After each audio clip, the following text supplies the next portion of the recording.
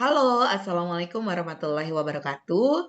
Selamat bertemu lagi di mata kuliah etiket atau etika penyiaran televisi dan film.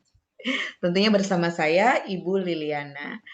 Oke, kita akan mulai pertemuan pertama ini dengan tentunya membahas tugas-tugas yang harus dikerjakan oleh mahasiswa Ilmu Komunikasi Universitas Bina Sarana Informatika.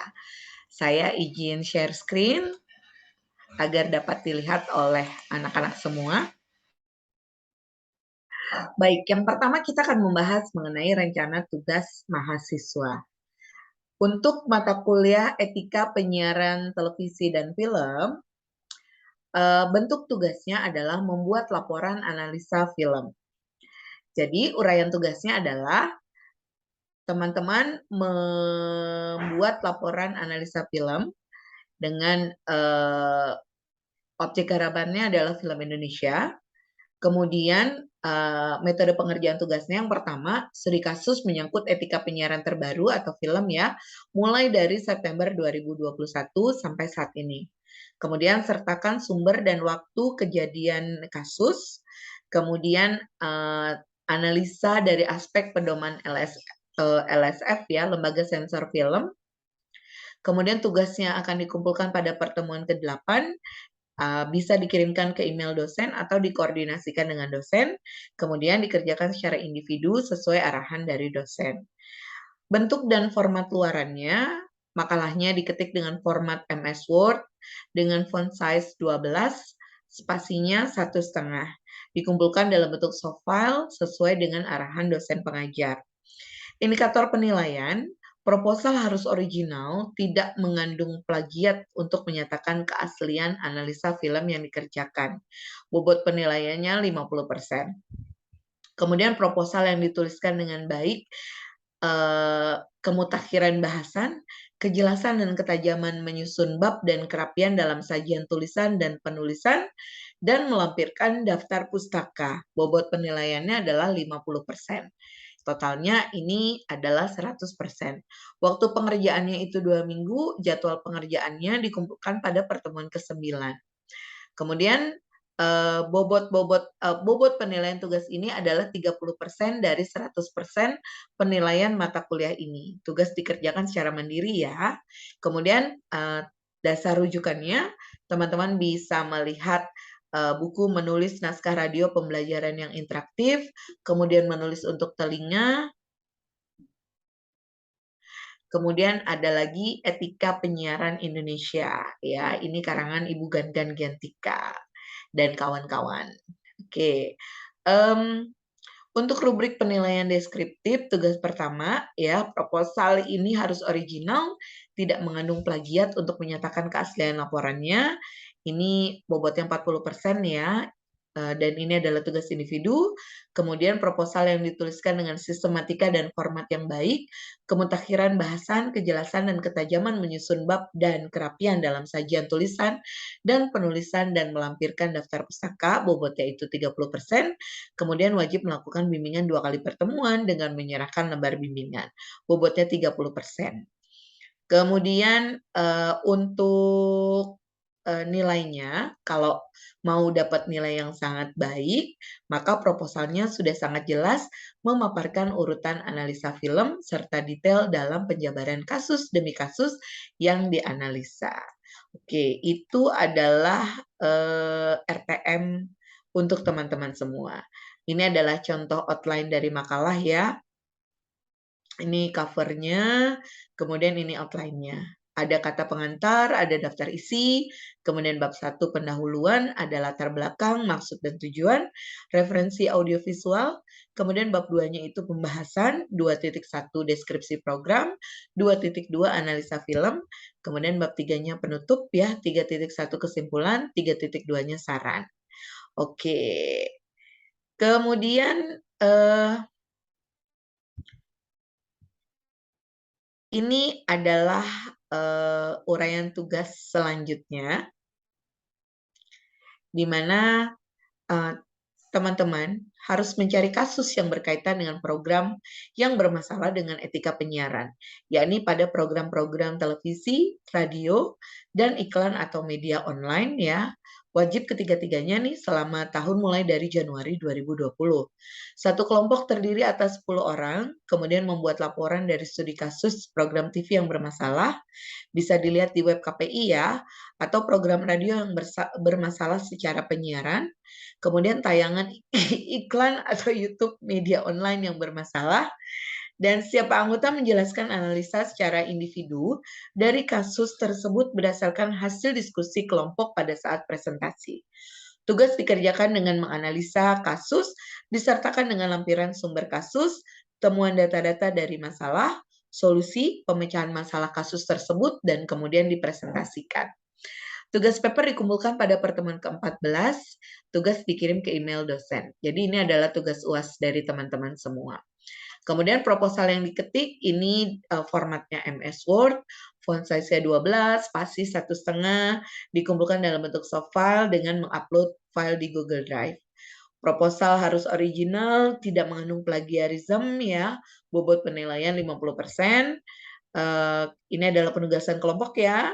Proposal yang ditulis juga harus sesuai dengan sistematika dan format yang baik.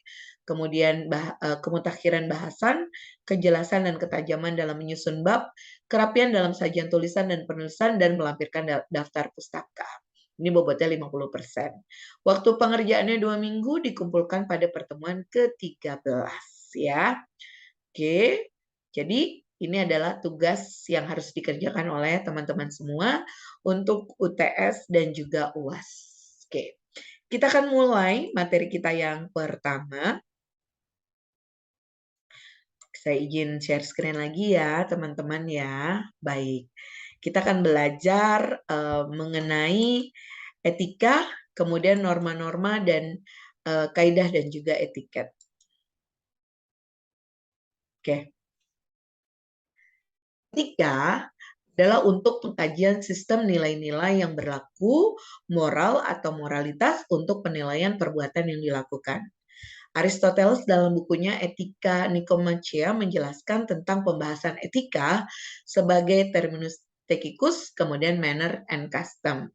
Nah, menurut Puja Wiyatna, etika merupakan cabang ilmu filsafat. Etika mencari kebenaran dan sebagai filsafat, ia mencari keterangan benar yang sedalam-dalamnya. Sebagai tugas tertentu dari etika, mencari ukuran baik buruknya bagi tingkah laku manusia. Etika hendak mencari tindakan manusia manakah yang baik. Pengertian etika ini berasal dari bahasa Yunani, yaitu ethos yang berarti watak kesusilaan atau adat kebiasaan atau custom. Etika biasanya berkaitan erat dengan perkataan moral yang merupakan istilah dari bahasa Latin yaitu mos dan dalam bentuk jamaknya mors yang berarti juga adat kebiasaan atau cara hidup seseorang dengan melakukan perbuatan yang baik atau kesusilaan dan menghindari dari hal-hal tindakan yang buruk. Etika adalah nilai-nilai atau norma yang menjadi pegangan bagi seseorang atau kelompok dalam mengatur tingkah lakunya. Menurut Ki Hajar Dewantoro, etika adalah ilmu yang mempelajari soal kebaikan dan keburukan di dalam hidup manusia. Teristimewa mengenai gerak-gerik pikiran dan rasa yang dapat merupakan pertimbangan dan perasaan sampai mengenai tujuan yang dalam merupakan perbuatan. Menurut Austin Foguthe, ini menyebutkan bahwa etika adalah ilmu pengetahuan normatif yang praktis mengenai kelakuan benar dan tidak benar dari manusia dan dapat dimengerti oleh akal murni. Pengertian dan definisi etika dari filsuf atau ahli ini memang ada perbedaannya. Di antaranya, yang pertama merupakan prinsip-prinsip moral yang termasuk ilmu tentang kebaikan dan sifat dari hak. Kemudian yang kedua, pedoman perilaku yang diakui berkaitan dengan memperhatikan bagian utama dari kegiatan manusia. Kemudian ilmu watak manusia yang ideal dan prinsip-prinsip moral sebagai individual. Kemudian yang keempat merupakan ilmu mengenai suatu kewajiban. Ini adalah sistematika etika, ada etika umum, etika khusus. Etika umum itu ada etika politik, bisnis, kehumasan, etika profesi gitu ya. Kemudian etika khusus ini ada etika individual, etika sosial. Etika dibedakan menjadi yang pertama adalah etika deskriptif ya, memberikan gambaran dari gejala kesadaran moral dan norma-norma dan konsep-konsep etis. Kemudian etika normatif merupakan tindakan manusia, ditinjau dari etika normatif, maka ada beberapa aliran dalam etika. Ada deontologis, yaitu pemikiran etis yang menyatakan bahwa baik buruknya tindakan tidak diukur dari akibat yang ditimbulkan, tetapi berdasarkan sifat tertentu dari hasil yang dicapai.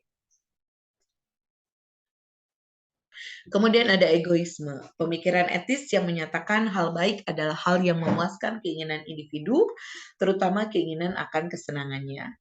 Kemudian ada lagi utilitarianisme, pemikiran etika yang menunjukkan hasil atau konsekuensi yang timbul akibat perbuatan yang dilakukan.